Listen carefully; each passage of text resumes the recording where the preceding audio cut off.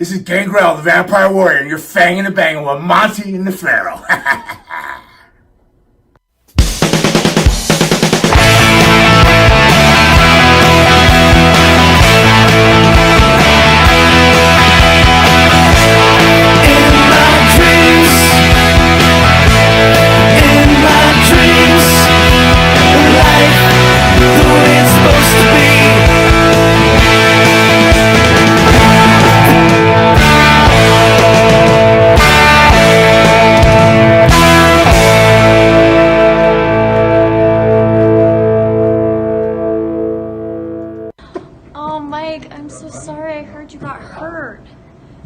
The best thing, if you're injured, is to grow up and be a man. Come on. All right, welcome back to another episode of Monte and Pharaoh, Long Island's #1 pro wrestling broadcast on a special Sunday edition. And to my right is none other than the star of the show, Mr. Jimmy Pharaoh. Good morning. And on the couch to my left is none other than pro wrestling superstar, pro wrestling great, pro wrestling icon, WWE, WCCW, WCW, whatever. The list is so long, I'd use up the whole show to just discuss that. Yeah. None other than Billy Jack Haynes. Yeah. Mr. Haynes, how are you, sir? Great to have you. Thank you, man. So, Billy, before we start, speaking for myself and the Pharaoh, we want to thank you for putting us on the map. Your last time you were here, the response to your interview and your interview style, overwhelming, and it put us on the map. So thank you, sir, so much. I didn't know that. Yeah. You've done it again. Well, you weren't even aware. And you know it. Wasn't. You know it now. So thank you so very much. And also thank you for sucking it up. And I know you had a recent procedure. Thank you for coming down here. Yeah, I ended up in ICU and surgery, and we won't get into it, but I made a commitment, and I followed through with it. You're the man. You got to be a man of your word. Yep. Thank you. Well, that you certainly are. Yep. So, I want to hit a little wrestling news before we get into a few other things. Ashley Massaro, former WWE diva, recently passed away via suicide. 39. Wonder if you have any thoughts on that, sir. Yeah, I have a lot of thoughts on it, actually. First of all, I knew Ashley. Ashley was on the lawsuit with Constantine Kairos. Kairos and I started this lawsuit in 2014. By the way, a lot of people don't even know that. And I've got almost 50 pro wrestlers on the lawsuit, on the class action. And the lawsuit is still very much alive. Vince, like fake news, likes to bullshit and say it's all over with. Well, it's a long way from being over because it's in the Court of Appeals, and mine may be going to the Supreme Court. So Ashley's was very much alive, and she had a 15-page affidavit that Vince did not want exposed. And now it was exposed about her being raped over in the Middle East. Can you talk about that a little bit, about the rape? This is with the military incident? With the military incident, of course, Vince McMahon caring so much about his wrestlers, of course, wanted to sweep it under the rug like the piece of shit that he is. Okay. And I knew about it. I talked to Ashley actually at WrestleCon, and she seemed normal to me. We talked it wasn't long, maybe 5 minutes, and we talked a little bit about the case, and she was really happy, and she really liked Constantine Kairos, the attorney, who always gets slammed by Vince as being no good, piece of shit, and all he does is stand up for the wrestlers and for unionization and for the rights of the professional wrestlers, because we don't have any rights. We're independent contractors, but we have to sign exclusive contracts. He pays for all of our airfare. We went over this last time. We're not independent contractors. End of story. And Ashley, I was so saddened by it. I lost a lot of tears with it, because she was she's only like 5'4", 115. Do you think that she was possibly victimized by scare tactics from the company regarding the lawsuit? Well, is that part of Vince's MO, to intimidate and frighten people who have worked for him if they threaten legal action? Tough one. It's a tough call, but here's what I didn't like about the situation, you guys, was the fact that everybody said, "Oh, there was nothing. It wasn't serious. It was basically they found her dead, and there was nothing to it. There was nothing criminal about it whatsoever. They just found her dead, and they left it like that for 4 or 5 days, and we knew the truth that she hung herself. Mm-hmm. Okay, well, when you hang yourself, how is that? I just don't know. There's got to be, they look into it legally, because she could have been murdered. Mm-hmm. I mean, she's only 115 pounds, and she very possibly could have hung herself. But when you say they put it out like she overdosed on pills or whatever. That's what I took. Well, they kind of put out nothing, right? They kind of like she was found dead or Like you not said, responsive. there was a silent period on the for way, a few right, days. yeah. I do recall there being a silent period, and then it was suddenly that she had hung herself. Billy, have you ever gotten to that level where you ever thought about suicide? Oy. Me? Yes. Oh yeah. I actually attempted. I took 40 Xanax. So you did try something at one Yeah. point. I Okay. should have died, but there was a sergeant. I forgot what the guy's. Corporal Keaton Coffey. When I was at the cemetery, I laid down to my mother and father's grave, and I took 40 Xanax and expected to die there. I wanted to go say goodbye to my uncle, and this newspaper came in, and this guy named Corporal Keaton Coffey died in Afghanistan from Oregon. And I said, what am I doing trying to kill myself? So I self-induced vomit, and I was in critical condition for 4 days. I mean, I don't know how I pulled through that. But yeah, I have tried it. I should be dead right now, actually. What makes someone get to that level, in your opinion? I think it's depression. I think it has probably a little bit to do with head trauma. Who knows? The facts aren't out there yet. But What makes someone get out of that state of mind? I mean, you obviously have escaped from that place. You said you were there once, but you're not there right now. What makes somebody, in your opinion, escape a deep depression? What can help to pull you out of it? you know, you have to suck it up and realize that there's a lot more people worse off than you, and it's a lot easier. Like I've been my entire life, since 4 years old, I've been a fighter. You know, my whole life. So I think I realized I had to suck it up or die, or so I sucked it up. Yeah. Well, let's get to a happier note. Well, not really a happier note. Recently, I guess maybe 2 months ago, we caught we're in this radio broadcasting, television broadcasting deal, and one of the top dogs is Hannibal from Canada, former WWE enhancement talent, I guess. Right. And he does pretty well, and I guess he caught you at one of the wrestling events, and fairly recently. Yeah, the initial interview, well, you pretty much popped him for being like the top dog, and then the interview goes south. Over. Yeah. What happened? The truth to the matter is this. Terry Funk is a really good friend of mine. Okay. And it was been like 6, 7, 8 years ago. I seen a video of Hannibal potatoing Terry Funk and crushing in the side of his face and almost rupturing his eardrum. He couldn't hear. And I talked to Terry about it, and I said, I'm gonna get this guy one day for you. I don't know when it's gonna be, but we're gonna meet face to face. And when I do, I said I'm gonna knock him out. I'm gonna bitch slap him just exactly like he did you, but I got a lot of power behind my pop, and so that's what I was gonna do. And I called him out. The truth is, we were at a restaurant in New York, and we were sitting down, ESS Promotions and Eric Sims, and he came in with his crew.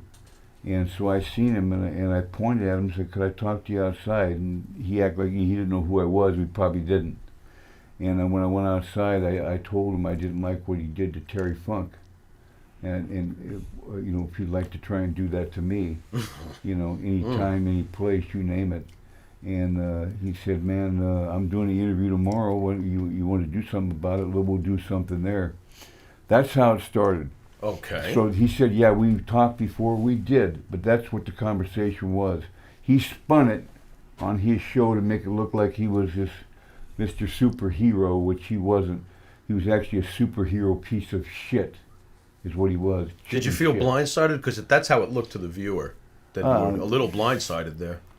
Well, the interview, then when he finally came by at my table, and he interviewed me, he started out okay. I put him over really good. Yeah. And And by the way, you put him over us. Yeah, you did. You hurt us. We were hurt. Oh, yeah, we were all jealous and stuff. We were like, what's going on here? We forgot about Monte and the Pharaoh already.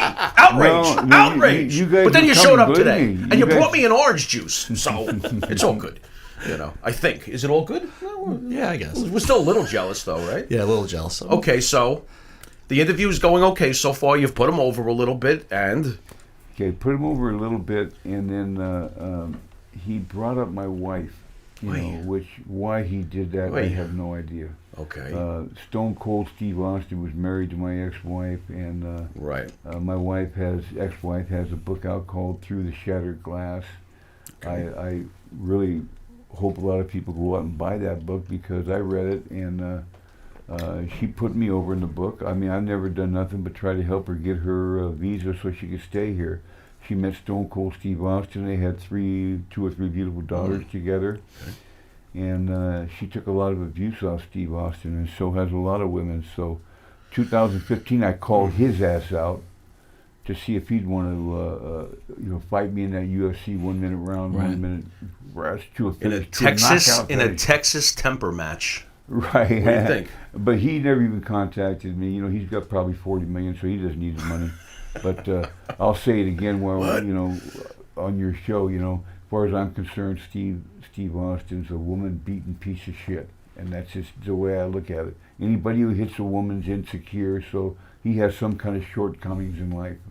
Have you ever talked to your ex-wife about it? Yeah, I did talk to Jean once. She didn't want to go there, so I didn't want to push it. And she's such a beautiful person and sensitive person, and she's from England, so I just let it go. Is she civil with Steve nowadays? I mean, I don't know if you would even know. I do I'm not just know. curious as to what a take is on him currently. I don't. Well, I enough to write a book they got about. kids, right? They have kids, so I imagine Sure. they have to be. Yeah. But Yeah. but they are divorced. Let's get this back to Hannibal. Let's bring it back. Yeah. So you Okay. begin this interview. It starts off pretty And then he starts to get innocent, personal, right? Obviously. So go ahead, take it from there. So So he's getting personal at this Okay. point. Well, he knows I have hepatitis C, and he got cured of hepatitis C. I guess with the way what he claims is Abdul the butcher had juiced him or cut him up and gave him hepatitis C Dirty fork. with a dirty fork. I gotcha. Whether that's true or not, who knows? But it might be. But he did have hepatitis C. He went through the 90-day period you have to go. It's called Epclusa, and he's cured. Well, then this is kind of how ignorant he is. He makes a statement to me that he beat the shit out of me, but he doesn't want my blood on him because he just got over hepatitis C. And he goes, now he hates my guts on his radio show, he says, or his podcast, whatever it is. 100,000, he has 100,000 views or whatever. Yep. And so now, let me show you what I got. I brought it all the way from Oregon to show you. I just got the $90,000 to be treated for hepatitis C. can you put it up to the camera, Jim? Is that all right? It's Put it called right to the camera. People can see it. Do it on your desk right here. right here. Yeah, we can do it right Okay. here if you don't mind. It's called Epclusa. Does that look okay? The total cost is $90,000. Oy, It's guaranteed to get rid of hepatitis C. So now I won't have hepatitis C. And so me being a former sparring partner, like I told you, Jerry Quarry and Ken Norton and Ron Lau and guys like that, these were the best in the world. And they used to, you kick your ass. That's how I got my ass kicked. That's how you learn. Well, this guy here is all mouth. So now he's supposed to beat me up. He wants to bloody me up and all this stuff, but he's afraid of hepatitis C. Now I'm cured. So I'm challenging him right now on your show to a 1 minute, one round, one rest, and to a finish. I don't care how long it goes. And I just want to beat the living fuck out of this guy.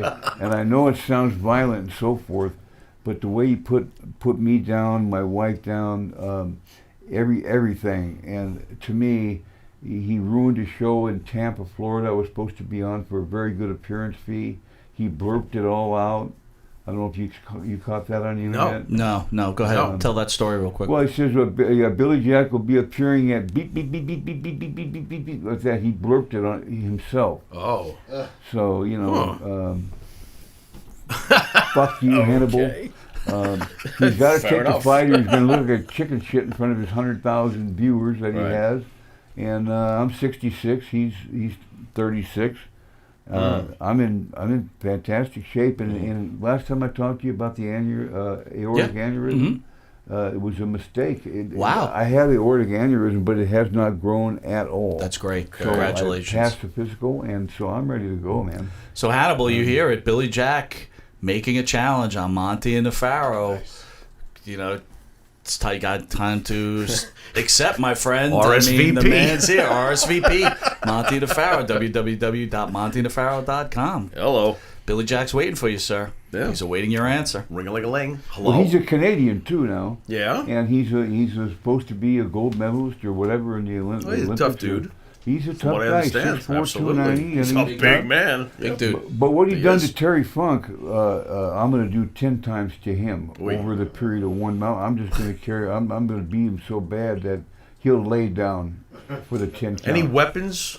Or is this just... We going hardcore? Or what are we- UFC gloves. Nice. It's and I talked to Basic Rob Feinstein. brutalization. You know Rob Feinstein? Okay. Okay, he said that he would try and help put it together in Philadelphia. Nice. He's really interested. We talked yesterday and did a little video on it. Gotcha. So definitely want to work with you guys. You guys are basically, in my opinion, number one. Look at that. Yeah. Thank you, There it Mr. is. Haynes. That means a lot to us. Well, it means a lot to me too because you guys have done nothing but treat me with respect, and I appreciate Well, it. you do. You deserve respect, Yes, sir. you do, sir. That's not what we're all about. You've influenced a lot of people's lives. He's loved you since we were kids, but that's a whole other story. You've admitted to your shortcomings, Yeah. and you've tried to correct it, just Real. like any human being has shortcomings, Yeah. and there's nothing but respect from us for that. So Hannibal, the challenge there, my friend. Time to step it up, my friend. Roll it over, Beethoven. The man is waiting. You remember David Tua? Yes. You Yep. know, The boxer. Yeah. This is what I was taught by Ed Milberger and Tommy Sullivan and guys like that and Jerry Quarry. I have a tremendous left hook, and it's a weapon David Tua had, and it's lethal. So you sparred with Ken Norton though? Oh yeah, in California. So can I? Yeah, Do you take a 73. little? Do you take a little credit for him taking one over Muhammad Ali? I honestly thought that he beat Muhammad Ali in I think it was '73 when they first fought, very convincingly. Yes. And then I thought he won all 3 fights. And that's just my Yankee opinion. Stadium. Yeah. You've obviously worked with a lot of boxers. I have to ask, any particular one hit the hardest that we would know? Who hit you the hardest? Jerry Quarry Okay. and Ron Lau Okay. in Denver, Colorado. Okay. What does Billy Jack think of Mike Tyson, since we're talking boxing? Love him. Yeah. I mean, I think Mike has been a real asset to the business. If he would have stayed with Kevin Rooney, Yeah. he would have been Obviously. invincible. He would have been He was untouchable. invincible. But Then... he got around. Anytime you get around, Don King has destroyed many black heavyweights, and you can go on down the line. That's not a racist comment. Right. It's just truth. Mhm. And Pinklin Thomas, I John remember Pinklin Tate. Thomas. The list goes on and on and on with Don King, and he's a multi-millionaire. And these guys here ended up dying. I was good friends with John Tate, by the way, out of Tennessee, Knoxville. Well, we're speaking in the green room. We had Scott Hall in yesterday. Yeah. Scott gave a terrific interview. Yeah. But one thing I came out of that interview is Scott's about Scott. That was Fair enough. my opinion. Right? Fair enough. So, any thoughts on Scott Hall? Yeah, I was always going to let this slide, but there's I'm going to be getting married here pretty soon, and this. Oh, Congratulations. nice. Yeah, after since 1984, I've known this woman, and she's just a beautiful. So you've woman. reasoned it out after 35 years. Yeah. No one can say you didn't take your time with this. Yeah. You carefully pondered. No, good job. Excellent. I wish I would have took my time. Oh, you're hilarious. What, like Godzilla last night? He gave Godzilla 20 minutes. Get out of here. All right, so Scott Hall. You're saying? Okay, Scott used to halcyon girls and women. Used and, to young girls. Halcyon, put in a drink. Oh, okay. And Roofie. So other words, roofie. it's Yeah, called roofie. roofies. And Yep. it happened to me. I told you last time it happened to me in the WWF, and I can't swear on a stack of Bibles what happened to me, except that I had, I think I got circle jerked. You know? Oh my God! What? Was Pat Patterson by you? Would you please? Pat Patterson, Lord Alfred Hayes, Mel Phillips, Lord Terry Alfred Hayes? Garvin. You want me to continue? Go ahead. I mean, my goodness. Oh my Lord God. Alfred Hayes? I'm not going to sleep for a week now. Thanks. Oh my God! And the sad thing is, most of these guys have passed away, but Pat hasn't. And anybody that doesn't know that Pat's, gay or likes young kids or whatever, Hello? is in a different world. What's the possibilities that Pat has your semen on a couple of jars on top of his cabinet? Mark Billy Jack. Would you stop it? Oh my God! I don't know, but his ex-boyfriend Terry Garvin liked my butt. No, did he?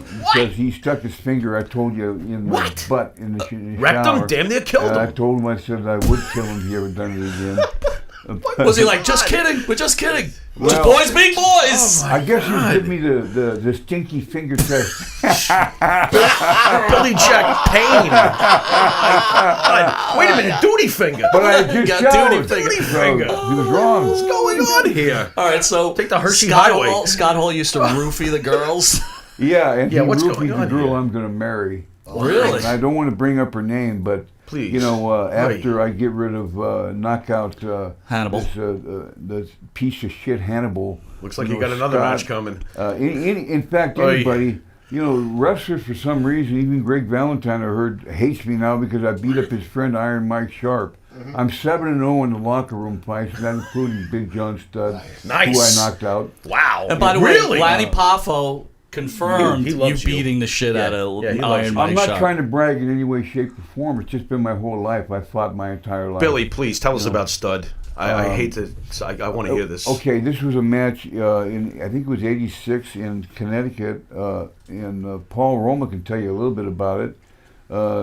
Bundy and Studd wrestled Roma and I. Okay. And I was supposed to, get in a drop kick. Both they were supposed to go off their feet, and I think Studd threw my feet to the side. Wasn't going to sell for me. Okay. And then afterwards we talked in the locker room. So I asked if I could talk to him. He sat down, and we got in an argument. And he said, "I'm 7 feet tall. I'll kick your ass." And Bundy was there, and so I bitch slapped him, and knocked him on his ass. He tried to get up. I did it again, and this time he stayed down. Right. Nice. And the whole thing is he's passed away, and it sounds really kind of bad on my part for even bringing it up and saying it, but it is the truth. And Well, I asked, so it's on me. Go on. that's what I've done my whole life. And Mike Sharp, same way.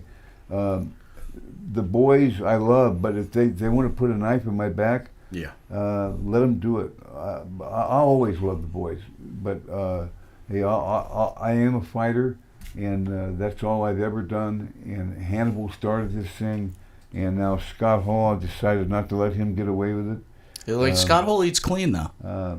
Well, he may be clean. I don't know how many times he went to rehab. I see him the other day. And 12. He gave me a big hug. He said so. What he didn't understand 12. was I was ready to knock him out. I was 40 just grand close a to pop. knocking him out. Really? Yeah, and then I went to prison because I was in New York. So we got to do it the right way. So we'll see if he's got enough balls to climb in the ring. And then after that, what's the tall guy? His buddy Kevin Nash. Kevin Nash and Damn. Jim's anybody cousin? else. Even Brock Lesnar. I tried to help Brock Lesnar? Lesnar. Listen, I tried to help him Wow. with his stand-up because Cain Velasquez knocked him out in the first minute. Yeah. Because he's not a good stand-up fighter, and he'll take you down and ground and Oh, pound sure.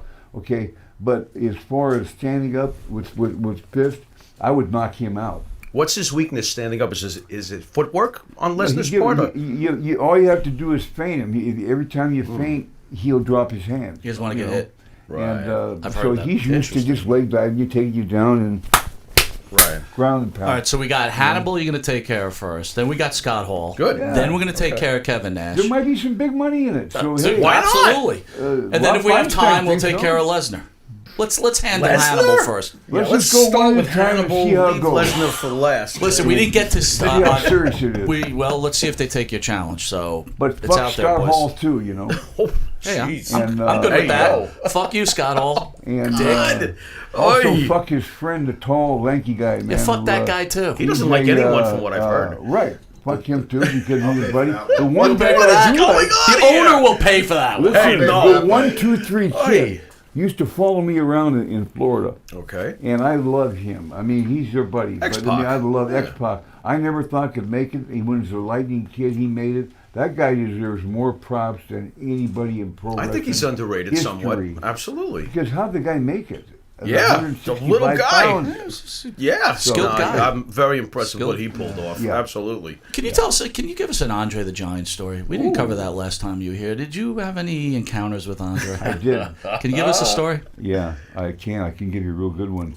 We were in San Francisco, and he loved to play cribbage. And we played for $1 a point. Can I ask what that is? I'm sorry. I've never heard that before. Well, you try and make 31 without going over it, Okay. and you get points for it. It's Okay. kind of hard to explain. I haven't played in a long time. Gotcha.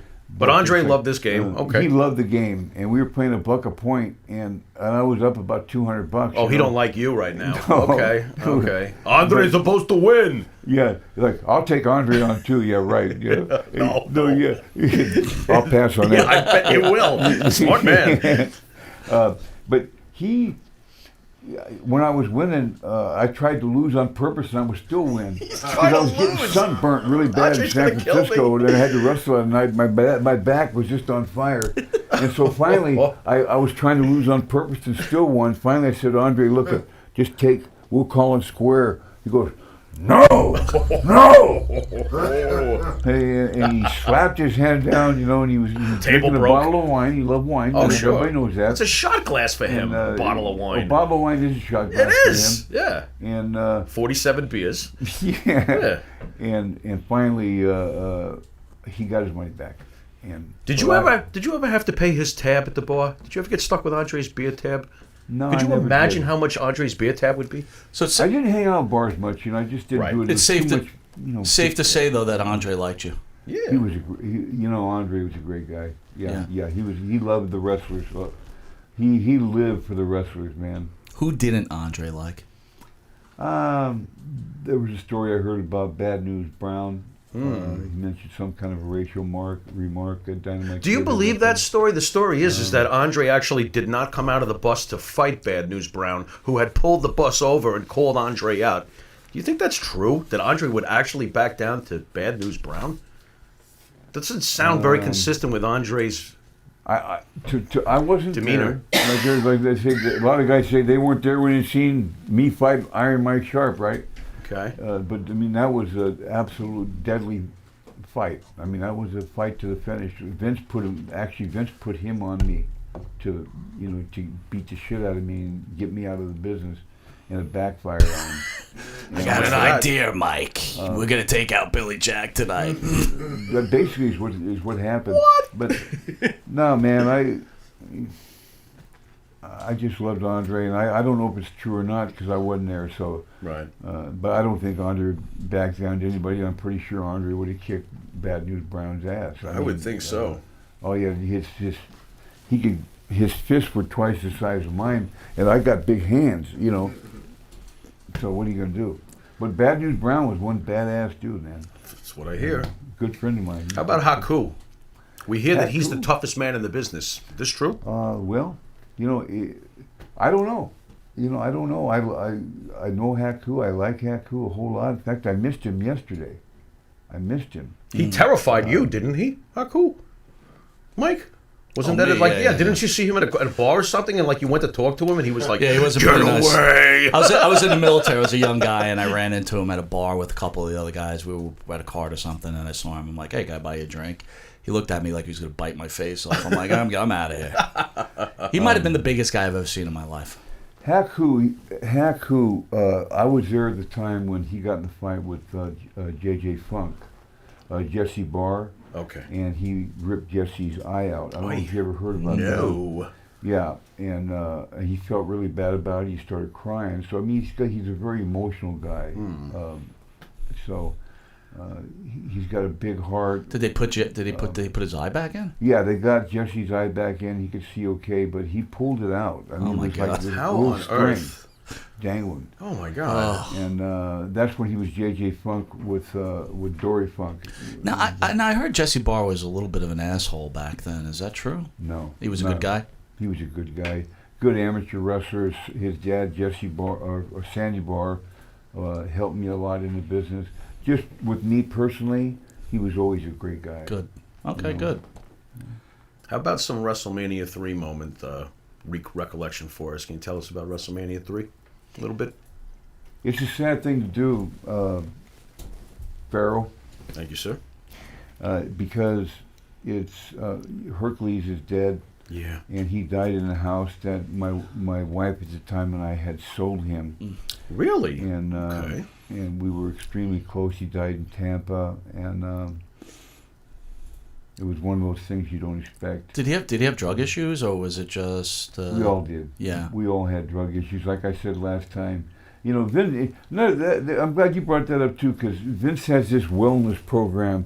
It's never Vince's fault about nothing. I mean, nothing is Vince's fault. We had a wellness program going on. Well, that's after about 17 guys died in a row. Now you got a wellness program. And he gave the drugs to the wrestlers without prescriptions, and as I did, as I told you before, with the cocaine, but the steroids, everything. So everybody became addicted to it. And then next, when you're addicted to drugs, you don't care about the 10 grand. You care about that drug. You want the drug. You want so your you next get it fix. shipped to the hotel. Yeah. Right. And the next thing you know, Vince does have his thumb down on you because you work for him. Do you think you would have been able to handle the grind without the drugs? Sometimes I no. wonder if it was like you had to have the drugs to even handle the grind. No. And Jake Roberts, No. anybody, I was glad to see Diamond Dallas Page is a first-class guy. Way he hung in there with Jake the Snake and helped him. And I knew Diamond Dallas Page back in 1989. He helped your friend Scott Hall too. Yeah, he's just a great guy. And in fact, I'm the one, I'm sure Diamond will tell you this, I told him, I said, why don't you be a wrestler instead of being a manager? Okay. And he took that advice. And Yeah. he come up with a diamond cutter and all that, and married a beautiful wife. And then Mike Awesome, who he had his very first match with me in Tampa in I think it was 89. And Mike ended up being, in my opinion, one of the best, if not the best, big man ever in the history. He is so underrated. The things he could do. My God. They do it now and they just take it for granted. He's the template for the big man flying around, plus the power. That guy could do everything. Did you see him walk up? One time he had a guy, he walked up to the turnbuckle to the very top of the... I had never Didn't he seen do like a anybody do rolling, it. like a rolling senton with the top rope or something? He did something crazy. Yeah, he was great. He was underrated. He's another person that passed away from Underrated. suicide. And then there's another guy. He hung himself. So obviously he had a bad case of CTE. And when's the last time Vince McMahon checked for CTE? By the way, 2007. Our attorneys have checked. We have to fight like hell just to check. There's 60 some guys on the lawsuit. 7 wrestlers have died. All 7 have CTE. So why can't every wrestler be checked like they're supposed to be? Chris Harvard got a bunch of money from Vince on a lawsuit for a concussion. They should check every wrestler who dies. Should be mandatory that they check the brain of every wrestler. On the subject of CTEs, how does Billy Jack feel about ECW, which was built upon chairs over the skull, kendo sticks over the skull? How do you feel about Paul Heyman's ECW? I personally liked it. I mean, I like they rough all style. probably have the symptoms you're speaking of, but you still approve of ECW. Interesting. Well, I liked it just because it was. It was great, but to the viewer. I like the violence of boxing and wrestling. That's just Right. me. I like the believability. I don't like Right. anybody say, "Hey, you're fake." You ever come across Paul Heyman in person? Oh yeah. Thoughts on Paul Heyman? Good He guy? always treated me good. Excellent. Billy, before Pharaoh mentioned WrestleMania 3, I want to talk about an event that doesn't get a lot of pop with even the new generation knows it, the older generation does, the big event in Canada, which I think drew over 70,000 people. What year was that, Mike? I think it's like 86. You wrestled Hercules again. Nice. How was it feeling about that event? It rivaled WrestleMania at the point, right? That was a big crowd. God, you brought back something I forgot about. Hey. A lot of people forget about that card. It was a tremendous card. I don't know who promoted it, but in Canada, but yeah, there was 70-some thousand people. Wow. And it was right up there with WrestleMania 3. And it was great to be in that card, and I did wrestle Hercules. And is he your favorite opponent all time? If you had to pick one guy to be in the ring with, Hercules? Yeah, if I had to, would be Rick Rude and Hercules Hernandez. Thoughts on Rick Rude? One of my all-time favorites. Just the best, probably charismatic. Reminded me a lot of Kurt Hennig. Kurt also had the charisma. You have to have the charisma, but he had it all, man. He had the body. Oh, yeah. He had the rap. He had the charisma. He could work. He had all four. You know, a lot of guys can get by with 2 assets. He had all 4. And when you got 4, you're going places, man. If Billy Jack Haynes could have been the heel that he revealed last interview with us that he wanted to be, who would Billy Jack's dream manager be? Probably been Bobby Heenan. You know, Bobby the Brain. Bobby the Brain. I love Bobby. Someone's calling that. Just a great guy. Don't answer. Absolute great So guy. he's the no-brainer for you, Bobby the Brain? Yeah. Nice. I want to go back to WCCW. I'm on a big Von Erichs kick. Can you talk about all the Sons and their problems and how you felt if things didn't end up the way they did, where they could have been? Wow. I mean, look, great, Wow. all of them great wrestlers. Oh, yeah. Made huge differences in the world of Major professional impact, wrestling. obviously. Thoughts on the Von Erich boys? And, everybody always says David was the best. What are your thoughts on them? Yeah, David was the best, I and agree Terry with was second. When I first got there in January of 1984, Bill Apter, Gordon Soley, Eddie Graham, George Neapolitano, everybody had heard about me in Oregon, and at that time I had legitimate 21.5-inch arms on steroids, of course, and I could do the Chinese splits. Three. And so right away they wanted to push me, and I was doing other things. I was dealing cocaine, so I wasn't even thinking about being a world champion or anything like that. So what ended up happening is George Neapolitano and Bill Apter got me and Terry Von Erich on like 10, 15 front covers together, and then I get up to 20, 30 front covers, and I don't know how many front covers I signed yesterday. I never even knew existed. Mm-hmm. And then they had me as the sexiest wrestler of the year, if you can believe that. You like them Oh, apples? you were pretty sexy back then, bro. Yeah, right. Well, Pat Patterson says you're pretty hot. He says that now. Well, coming from him, Oh, yeah. it's Welcome to Bend Over's pushing your real stool. compliment. Oh, sorry. Yeah, I like to push him over and ram a railroad track up his ass. You gonna hit that high note yet, huh? Ooh. Well, he sings soprano, I can guarantee you that. Did Fritz real loud? Did Fritz push the boys too hard, or do you think the boys were just the boys? Well, Fritz trained Bruiser Brody too, so a lot of people don't know that. And like I told you before, Brody was supposed to be going in against Hulk, and Hulk was terrified of him. Yeah. And Too bad. We really missed out on an amazing program there. Brody versus Hogan. yeah, but Hogan was, I don't know, he liked to control things, and he would have never, I can guarantee you, never controlled Bruiser Brody. Right. Bruiser Brody would have Right. made Hulk into jelly, and Vince knew it, I think. And Right. and, Vince didn't feel safe with the matchup either then. Yeah, Not I just didn't like Hogan. the way he died in Puerto Rico. who would? I thought he was murdered, and I know, well, he was murdered, but I thought he was paid. I thought McMahon actually paid, and still to this day, I think McMahon paid the Puerto Ricans to kill him. Something smells about the whole thing. And I'm not afraid to say it. And if people don't like it, Oh, well. fuck you. Oh, well. What That's is weird. Jeannie's thoughts on Chris Adams? How was their relationship?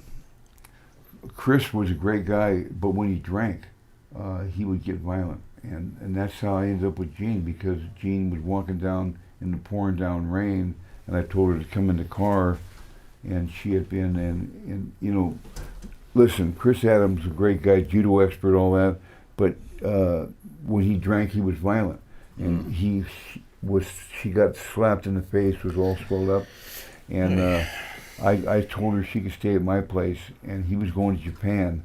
So when she went to Japan, she was going to have to go back to England when he got back. So I said, listen, if you marry me, you can stay here. Do you want to stay here? She goes, yes. I said, then let's get married. We got married February 9th, 1983 in Roseburg, Oregon. And then when Chris Adams comes back, he goes, I want my wife, okay, you're headed back to England. And I said, don't talk to my wife that way. Remember I told you? Yeah. And Chris is like, what are you talking about? I said, yeah, she's my wife now. And, Surprise. And it's like... Surprise. Did you love her, though, or was it just a friendship? I loved her as a friend. No, Okay. there was no, it wasn't... I'll tell you what, though, you were like her knight in shining armor under those circumstances. She was clearly unhappy with what was going on. You took her out of that, so... Yeah, we have a special relationship. Yeah. She is just an absolute, and I mean superwoman.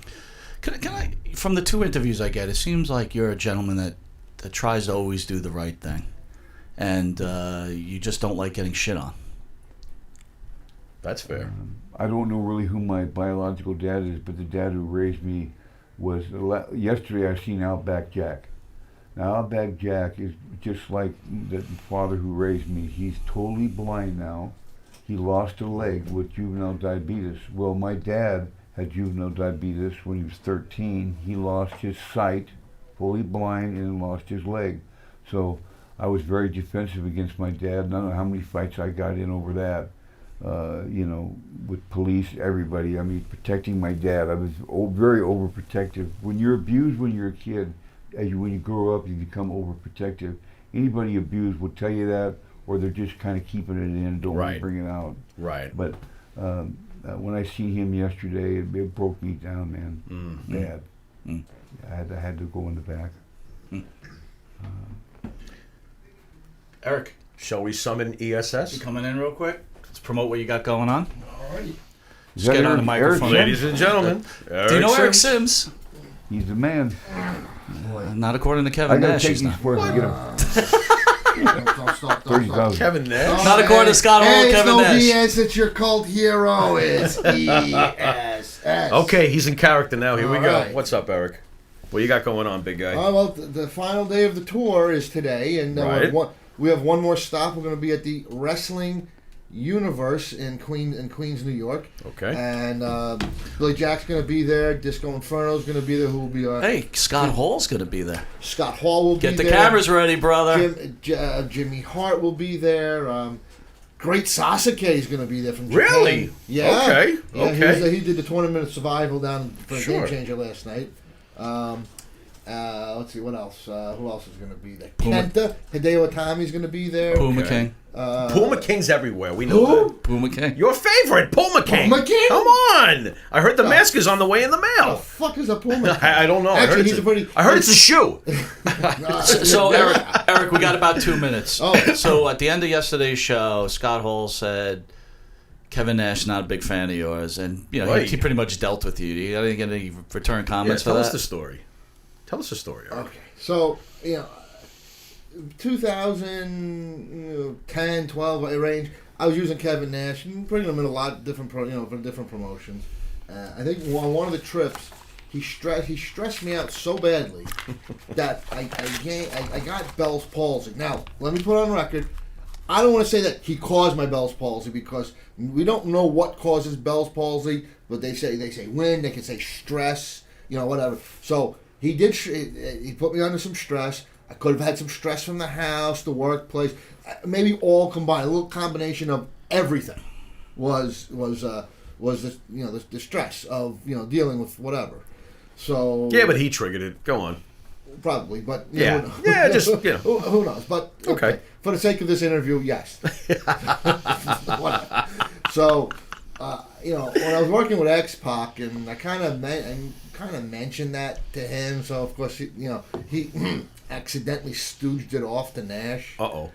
And I kind of got a phone call. I kind of got berated for. You got berated? By Kevin Nash because it was right before for blaming him for Bell's palsy. You got berated for your symptom being triggered by accusing him of causing my Bell's palsy. Oh, I see. Okay, and I'd say it may be partially his fault. Now I want to say not all his fault, but it partially his fault. Okay. If I have to pass the blame to somebody, because who the fuck knows what triggers it? But they say stress. So I was under undue stress over one of my my tours with him, and I told that to X-Pac, and then right before another tour with Nash, I just got lambasted by him on the phone, just berating me for an hour on the phone. I'm not coming, but I don't want to hurt the sponsor. Typical workers bullshit, and no matter what I said, it just got worse and worse and worse. Right. So long story short, he came in, he did the appearances together. But he wouldn't travel with me, so he rented his own vehicle. See, he showed up at the shows. We did business with each other. Right. Okay. You tolerated each other. See you later. Bye. It was awkward, but we were professional and did business in the public eye.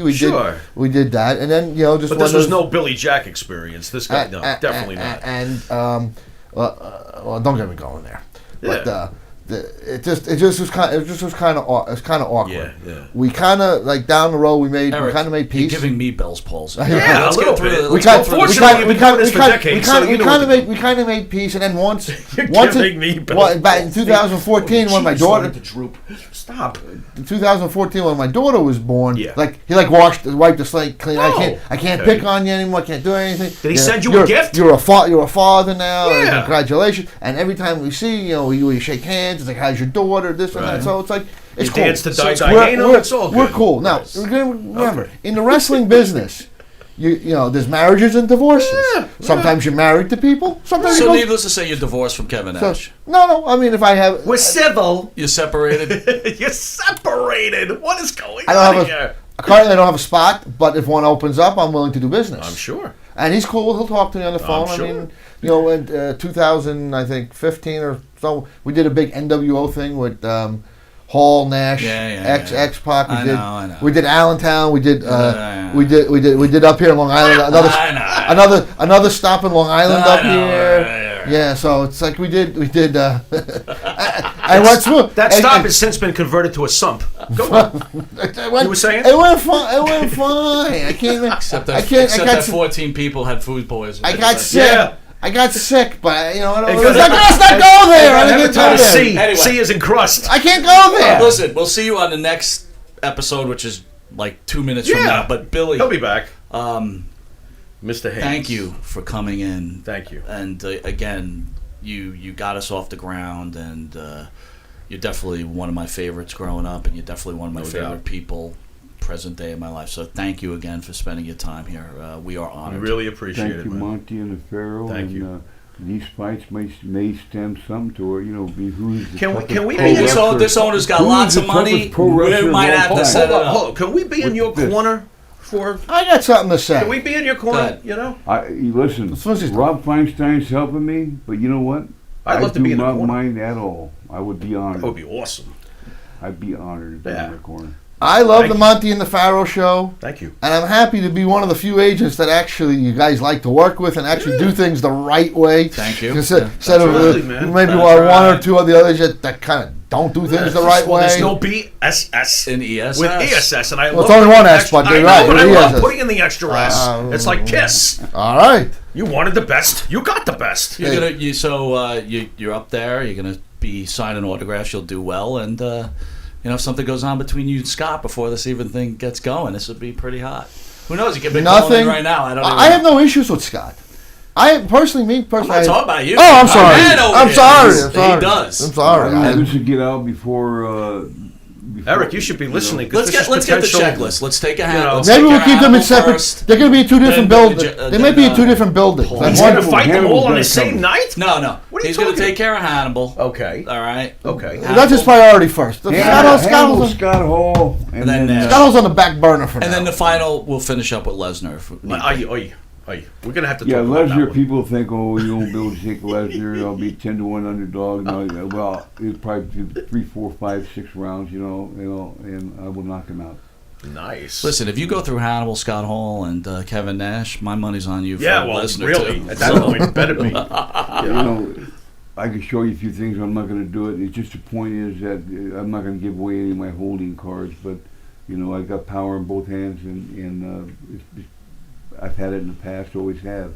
And I should have been a pro boxer. Ended up in pro wrestling, and ended up in a pretty weird field of cocaine. So. Well, the challenge is out there, so let's see what happens. Yeah. All right. Well, we want to thank Billy Jack Haynes and ESS Promotions for another wonderful event over here, Monte and Pharaoh. May I plug the website? Yeah, absolutely.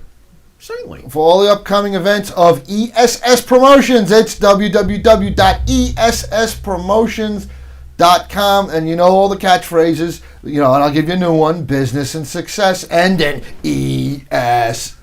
All right, and with that, this has been another special episode of Monte and Pharaoh. Catch us every Thursday from 8:05 to 9 p.m. Long Island's #1 pro wrestling broadcast. Fans, don't forget, Billy Jack Haynes, we're waiting on Hannibal's response. That's round 1. Have a good day. Stay tuned for Disco Inferno.